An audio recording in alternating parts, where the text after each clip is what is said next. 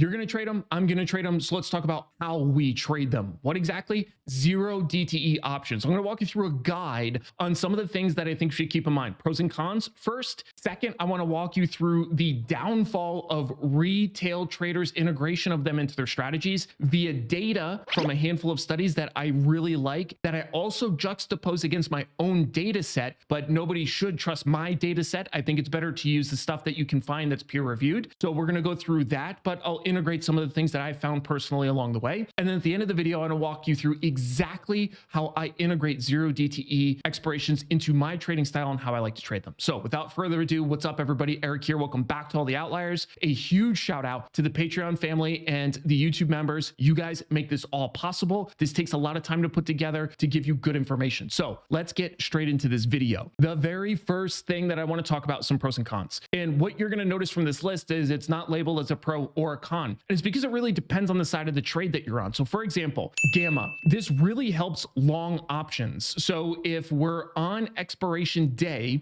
gamma is super high because every single option needs to approximate to one or two spots, either a 0 or a 1 delta, meaning it's out of the money or in the money. That's what's happening on expiration day. So gamma is very high because all options need to do that. That benefits buyers, it hurts sellers. What's the trade-off here? Well, theta is also fast moving like gamma. That benefits sellers, not buyers, because all of the options that are out of the money need to approximate to 0. So that means theta is going to decay very, very fast. So for a great example of this, let's hop over to the platform. If we take a look at SPX here and we go to 4 May, which is today's expiration, notice how everything that's out of the money is now essentially bid 0, offered at 5, which means that's the minimum bid ask spread. These are all worthless. And then if we go to 1 day to expiration, notice how much premium is still in these options. But what I really want to hone you in on is this gamma. That's this column here. It's a little difficult to see, but gamma for at the money options relative to the cost here is going to be pretty high. And it's because they need to make that decision. If they're out of the money, they're going to 0. If they're in the money, they're going to whatever their intrinsic value is. So again, that kind of depending on what side of the coin here, whether you're buying or selling, and it's, really the same for calls or puts, this fast moving theta and gamma benefits both or hurts both. The volatility edge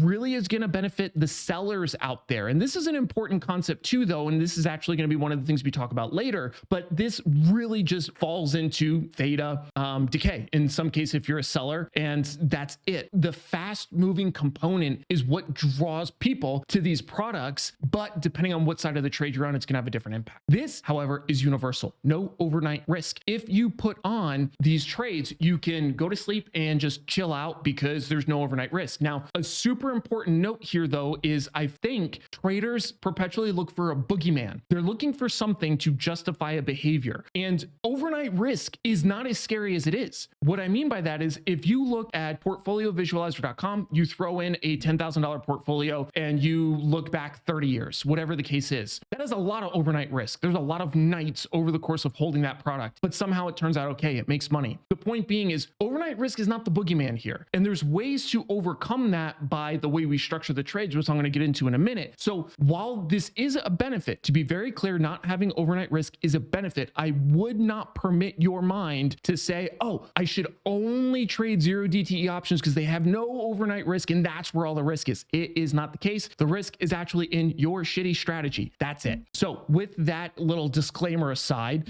let's take a look now at what the con is. What's the con? This is the largest drawback of zero DTE options. And I cannot emphasize this point enough. We're going to talk about this at length. Now, you might be saying to yourself, Eric, the cost is only the 40 cents per contract that I'm putting on. That's not so bad. Not the case. So coming back over here again to the platform, if we go here to 1 day to expiration and you take a look at the bid ask spread, there's slippage involved in where you actually get your fill. So this is the 40/60 at the money put is bid at 19, offered at 19.50. That's 50 cents right there, right out of the gate, in addition to your fees that you pay on top. And for relative comparison, if we go out here to 16 June and we go to this at the money, these are worth the same 40/60s. They're bid 91.80, offered 93.50. So as a percentage, these are massively more expensive. It's like a 2% plus bid ask spread based on the relative value of this compared to out here, this is like 1.85%. So the point being is the spreads you're paying on these, again, on a relative basis is massive. And that's important because we're going to talk more about costs in a minute, but this is really what we're fighting against here. And we're going to talk about how we can do that. Okay, so this is going to be the paper I'm referencing, whichever way you point.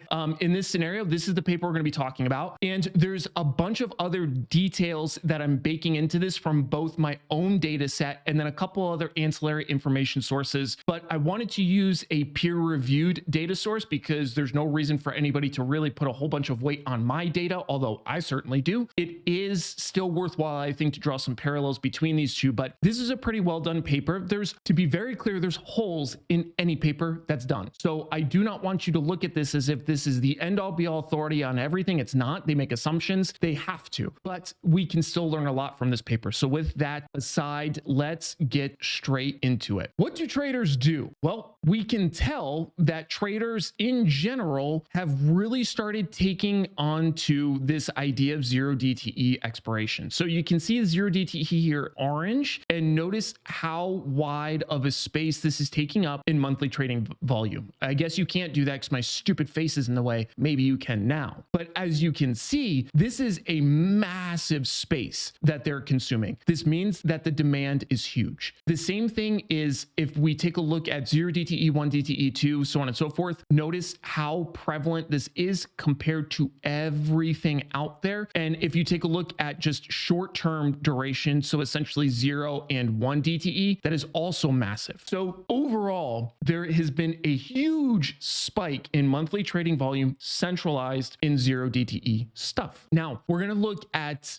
slim trading volume, and the Cliff Notes version of what the hell slim is. It's a way for us to look at trade level data from SIBO and identify the highest probability of retail trades. This does not mean that every trade listed in here is retail, but we know with relative confidence that most of it is going to be. And this is something that I also track personally, so I'm familiar with this concept. But the, again, Cliff Notes version is there was a price improvement protocol put into place for small orders and indices and whatnot, and most of retail orders fall into that bucket of essentially 10 lots or less. So this is how we're drawing on that. It's not perfect, but it's pretty good. So what I want to highlight here though is the monthly. You can essentially insert retail trader volume in general here, the monthly retail trader volume. Take a look at the total volume, which is blue, and how much of that total volume is 0 DTE. It kind of explains itself. Ever since we had COVID, we started launching more expirations. There's a demand for it, and it's just been maintained to a pretty significant order. And you can see the slim share compared to total volume. So we have, it breaks down 0 DTE non and then total, so on and so forth. The point being is it's extremely popular and it's not slowing down. That's not a good thing or a bad thing. It just means that it's very common. Now, this is where we start getting into kind of more of the specific details that I think is pertinent to most people. And this is breaking down 0 DTE trading volume from, again, non-retail versus retail. And there's a few notes here that I think are important to you,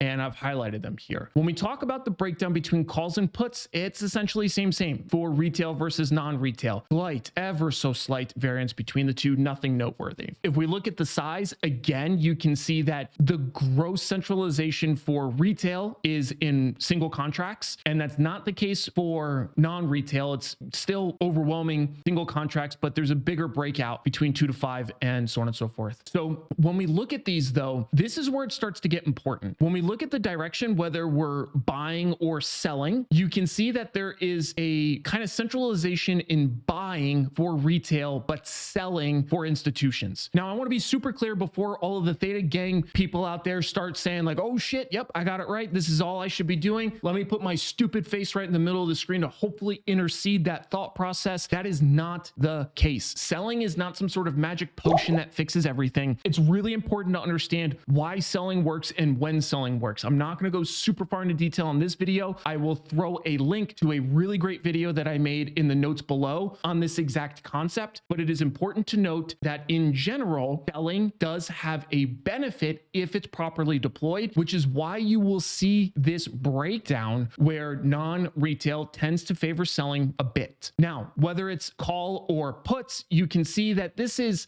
slightly inverted, and there's going to be more selling of of both on this side, but if you'll notice, when we look at the buy versus sell, calls versus puts, it's nothing too crazy to walk away from here, other than you could tell that we prefer selling, and from a non-retail perspective, and on a retail perspective, they're looking to buy. So that aside, I want to start getting into some other specifics. And this is one of the funny things, right? We get to joke about this because it is funny, but it's also sad to me at the same time, which is the people on Wall Street bets love them. I am a fellow ape myself and a degenerate in a lot of instances, but in this case, it's killing them. And the part that makes me sad is a lot of these people don't have a bunch of money to lose. What this means is this is just looking how popular zero DTE mentions on Reddit has become. And you can see essentially from COVID, somewhere in here on, it's exploded. And what does this mean? It's lotteries. People really want to use these as lotteries. They want to be able to make a lot of money very fast. And that's not what's happening here. You can see this is actually looking at net and gross profits. Remember before when I was really harping on this concept of cost? Well, this is where it's coming to bear. Take a look at the orange gross profits. Even in the periods where retail was doing okay with gross profits, it's about cut almost in half after fees. Even in this peak where they did really well, fees took out a giant chunk, something to the tune of 40, 50, 60%, depending on which exact point you're looking at. And it gets worse because when retail traders are gross losing money, meaning they're just wrong, the net after fees is massive. Fees are killing these people, and it's a bummer to see. So what's going on here? Well, again, the fees are not relegated to just the commissions you pay. There are also fees that you get from slippage, transaction costs, payment for order flow, not super competitive pricing. All of these sorts of things start to hurt you. Now, the SIBO did institute that price improvement program back in 2020, and that did help, but it doesn't fix the problem because payment for order flow still exists. So all of this summarized up just means fees are hurting. So if we take a look at net profits of $100,000, this is looking at month by month. There's a 25 sample size. There are 4 profitable months net profits. There are 9 profitable months gross. So we literally are cut in half in terms of our aggregate profitable trades month over month after we include fees. You cannot underestimate the cost of doing business as a retail trader. This is also why when retail traders talk about, oh, I like to scalp. One, you don't, because retail traders really, we're not equipped to scalp. Scalping is like seconds. It is when you are in and out super fast. That is what high frequency trading algorithms are doing to essentially capture bid-ask differences, mispricings, arbitrage, stuff like that. In general, retail is not going to be fast enough. But the bastardized version of scalping we do, which really is just intraday trading, we think it sounds cool. We heard, Tom Sosnoff say, who I like, but everybody wanted to start doing it because it was cool. The problem is it doesn't work well, especially once you add in fees, not just to mention how difficult it is to get small time frames correct directionally. That is one of the hardest time frames to get directionally correct. What do you mean? It's such a short-term time frame. Why is it so difficult? Because that's when randomness is at the highest probability. If you think about where the stock market is going to be 10 years from now, what do you think? Higher or lower? I would bet higher. And if somebody wants to make that bet, hit me up. I do think it could be an interesting,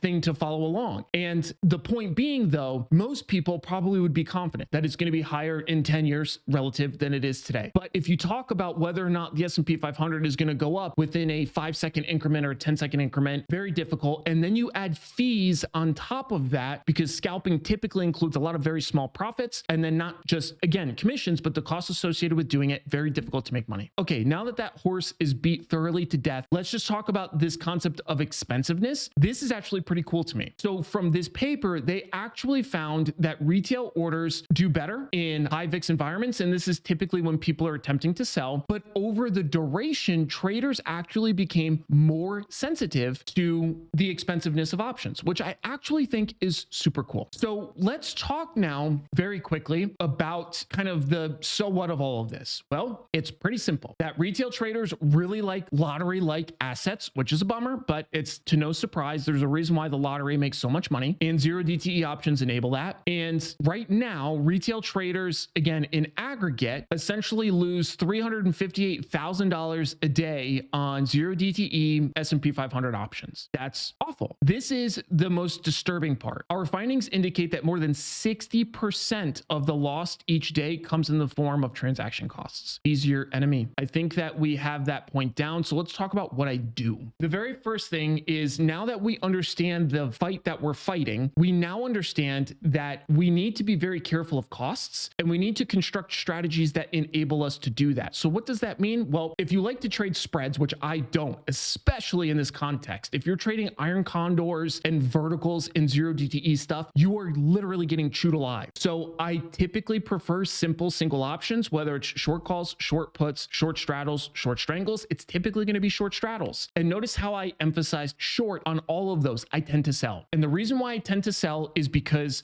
there is a delta range that is really beneficial to sell, especially in short-term timeframes, because of this. The IV-HV variance is very large and it needs to approximate. So if you are trading in a period where the variance between implied and historic volatility is very high, you start to stack the deck in your favor. And again, that video I linked to before will go through this in more detail. But this is really important, because notice how I didn't say when implied volatility percentile is high, or when implied volatility is high, or when implied volatility rank is high. It's because that's not the period that actually matters. What we're trying to capture is the variance risk premium in this scenario, and that is when IV is overstated compared to HV. That can happen when implied volatility percentile is high. When it's low, what we want to avoid is when it's in a transition period. That's bad. So this is when we really try to benefit from the clustering properties of volatility. So the other thing here is limit frequency. This isn't my go-to. I trade, and I actually traded it this week on the Fed rate announcement. I traded zero DTE options. That's because there's a clear catalyst. Things like Fed announcements, things like earnings statements, earnings releases. Those are all great catalysts that really give us a bigger kind of piece of the pie that we potentially can chew off. And then the other scenarios when there's a large IV-HV variance, because again, I'm going to tend to sell, and that's what I want to see. Notice how there's only really two conditions here. This isn't because I think I can make money faster. I don't. This isn't because I'm scared of overnight risk. I'm not. This is really the two scenarios where this makes sense for me to integrate into my overall approach. So if this video is helpful, don't forget to comment below what you found useful, like, subscribe, be an outlier, share with some friends, and I'll catch you guys later.